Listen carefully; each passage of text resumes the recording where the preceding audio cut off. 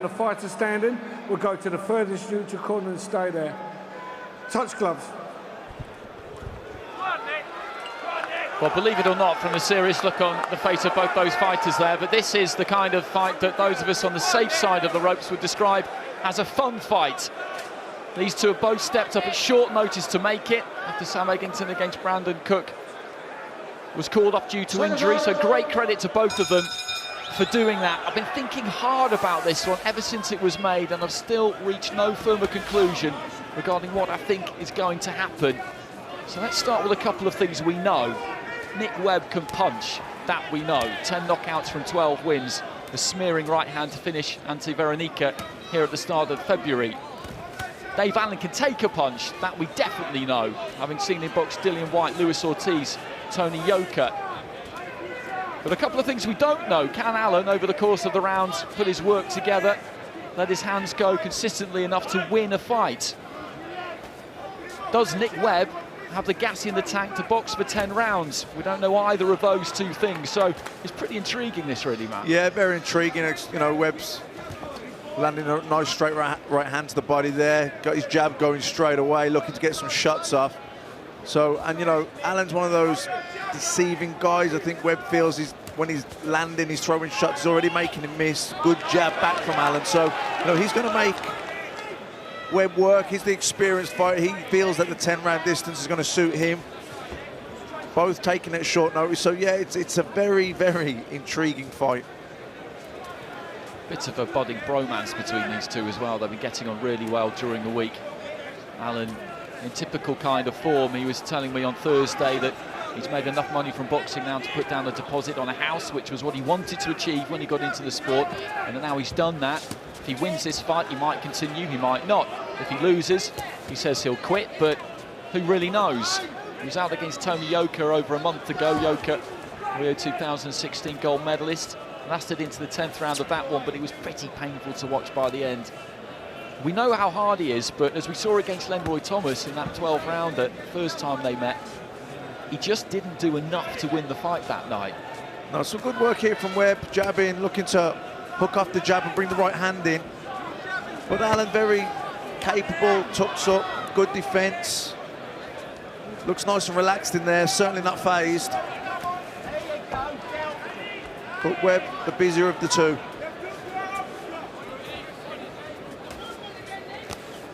Looking for the right hand to the body there, Webb.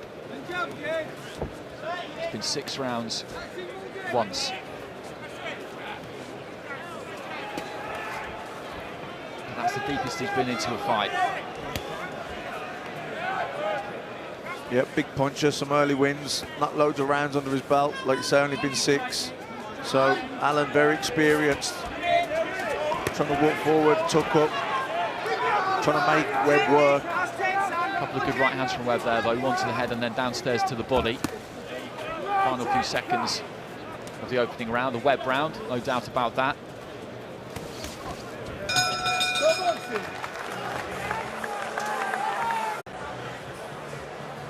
Well, there are world titles on the line tonight, 2 of them. In fact, Katie Taylor defends them both. Her WBA and IBF titles against her mandatory challenger with the IBF. Round 2. Kimberly Connor. All smiles there. Taylor, her next opponent, has already been announced. Her trainer Ross Ename wasn't all that keen on that. There's a strategy going forward when I spoke to him the other day, but he knows that he has a fighter in Taylor who does not suffer from complacency. She needs to get the job done tonight. Nick Webb did a decent job in that first round, Matt. That was a clear round for him. Yeah, good round for Webb, boxed well, and looked like he was trying to be conservative with energy, which he'll need to be. But Allen trying to wedge forward, trying to apply pressure, trying to make Webb work, staying nice and tight defensively. Allen was actually due to fight at Rainton Meadows last night. He'd taken a fight against Lee Carter, but good right hand there from Webb. Yep, good right hand there, just chopping it over.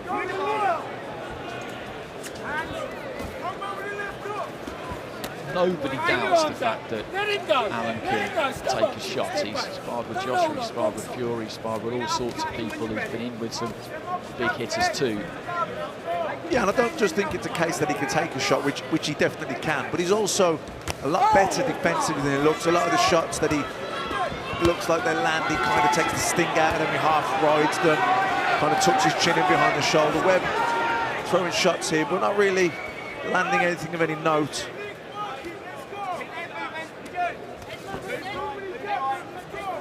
Had a frustrating time of it, Webb, actually. He was put together 3 times for the English title with Nathan Gorman twice, Daniel Dubois once. They pulled out on him, and then Dubois won it against Tom Little not that long ago, and Webb wasn't involved in the discussion that time around, which was pretty irritating for him. But now this opportunity has come up, and talking to Scott Welch the other day, who manages him, their plan is to get this one, and then they feel Hughie Fury, the British champion, will move on because he's got a potential IBF eliminator with Kubrat Pulev, and then Webb could fight either Dubois or Commonwealth champion Joe Joyce for a vacant British title. But none of that means anything if he can't take care of business tonight.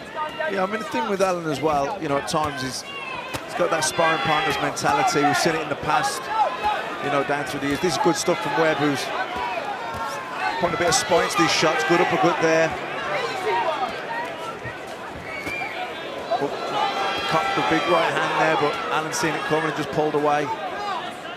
But, you know, just saying, Andy, that Alan chops the right hand down.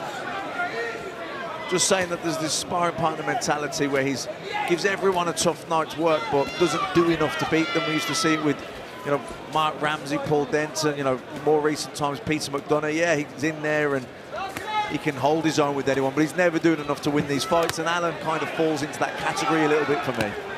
He's landed some heavy shots in this round, Webb. Alan with a shake of the head, but they're connecting. You can see that.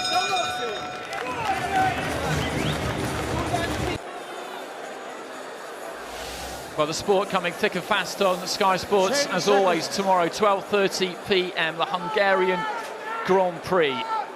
Seconds out, round 3.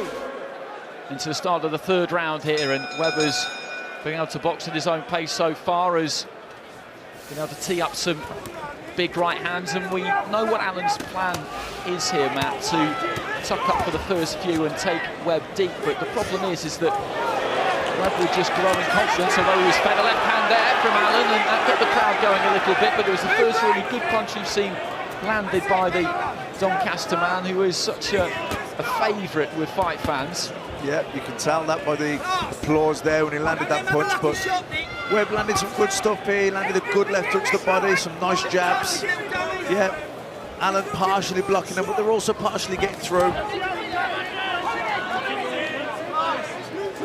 Alan just looking to get his head on Webb's chest. Wasn't too much between these two in weight. There's a fair difference in height.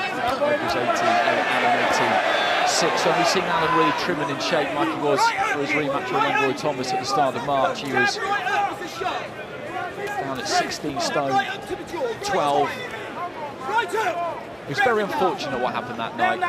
He trained hard for that fight, waited a long time for it, and then the head clash in the first round just put paid to the contest, and it was a technical draw, and he felt then that he wasn't going to resurface despite Thomas saying that he would in another rematch, and Eddie Hearn seeming relatively keen. It was Joe Joyce who ended up facing, and Joyce of course took the Commonwealth title.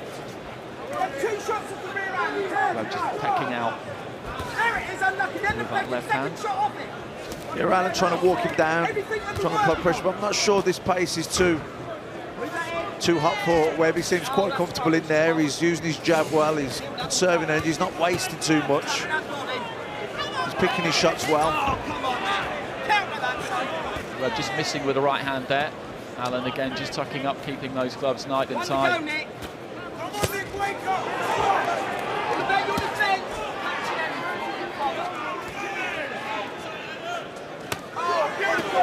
Good right hand there from Webb.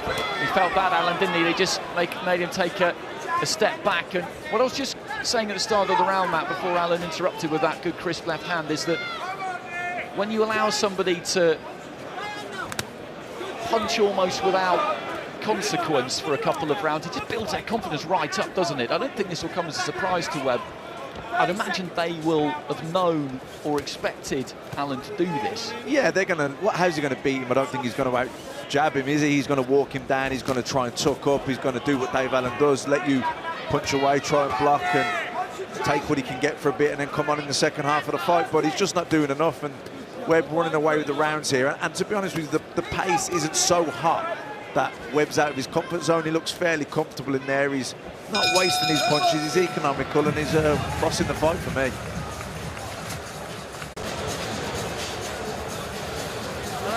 15 seconds to go until we encrypt. You know what to do.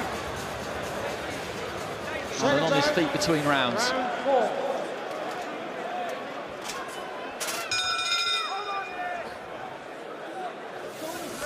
So into the fourth we go.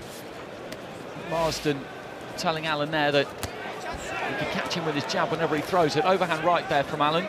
He's got to get inside Webb's jab first, though. That's the problem he's got, because Webb's got significant height and reach advantage. Well, so far the pace of the fight hasn't been too good. Right hooks there from Webb, clubbing them in behind the back of the ear. Good shots from him.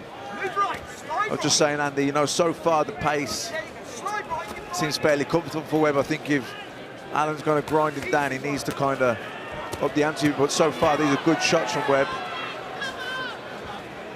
Although Allen partially blocking them, partially getting inside, coming back with a good stiff jab there, knocking the head back of Webb.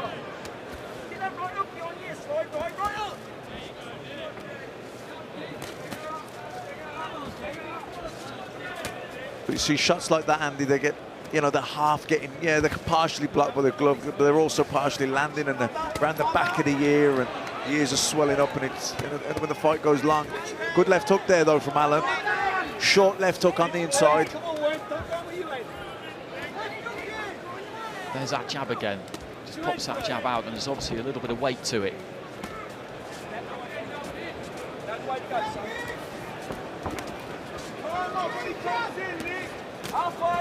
Good jab from Allen. Webb was looking to set him up and walk him onto the right hand, but Allen beat him to the jab. He's just begun to get into range to land it. This is better work from Allen. Good left hook to the body there. Oh, big one! Big overhand right there from Allen, and Webb just taking a step back. I thought he might be hurt there for a split second, but he's okay. Fired back, but that was a good shot from Allen. He's looked at that overhand right a couple of times, and this time he landed it. Now back to Webber. Uppercut landed too, and the Allen supporters taking a lot of encouragement for this. Yep, this is the best part of the fight for Dave Allen so far. Good right hand, then got him up against the ropes, landed some nice body shots.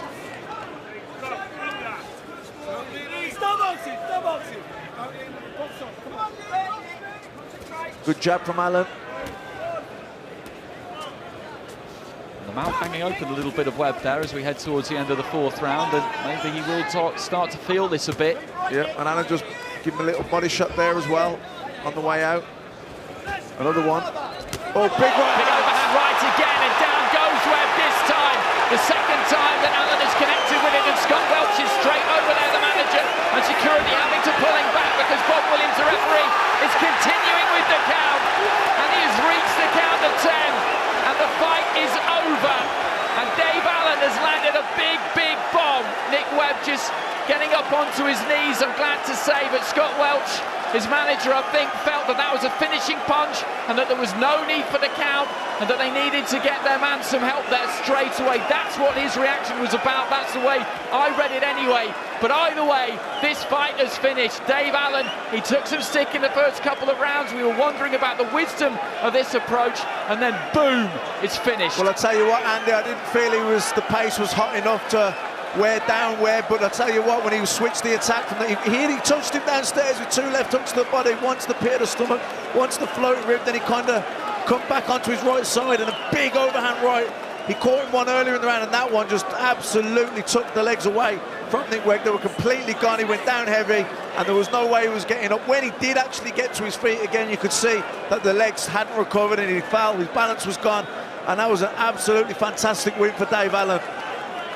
Well, it's caught him high on the head, that big smearing overhand right, you would imagine, and that just scrambles the senses. He went down, he's a big, big man.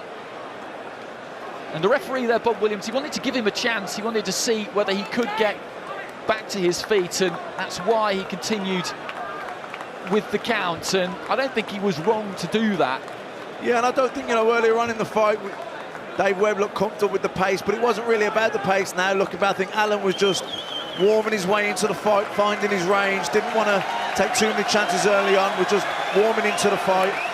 And then once he found his distance, found his range, you could see he tried it earlier in the round with the big right hand. He landed, but didn't have the same effect as the second one. The second one completely did the damage, was high up on the head, and the legs were completely gone. And great knockout for Dave Allen. Well, his legs are back underneath him now, Nick Webb, which is great to see. They've had a good time in the build-up to the fight, these two. As I said, they took it at short notice. They both stepped up with just a few days to go. British title eliminator, and they deserve a lot of credit, both of them, for doing that. I haven't had a bad word to say about each other, but Allen has done the business here. He's taken some very tough assignments in his career. There's a good body shot going in, and then he switched the attack with a big right hand. He'd actually landed a good body shot before that, and that second body shot was a sickener. You could see that his focus then from Webb was on the body shot, and then when he kind of switched his balance onto his right leg and brought the big looping right hand over the top, landed right on the chin. Oh, I'm not sure if it was higher up, but we'll see it here now better. That body shot there, and bang, yeah, right on the chin. Beautiful punch, and he was completely gone there, keeled over the ropes, and he wasn't going to recover from that.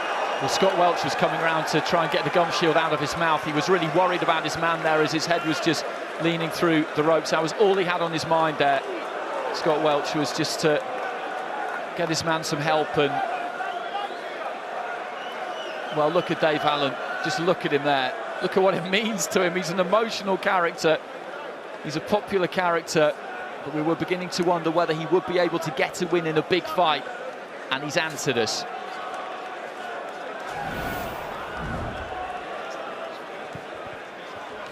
Ladies and gentlemen, the official time, 2 minutes, 59 seconds, round number 4. Referee Bob Williams reaches the count of 10.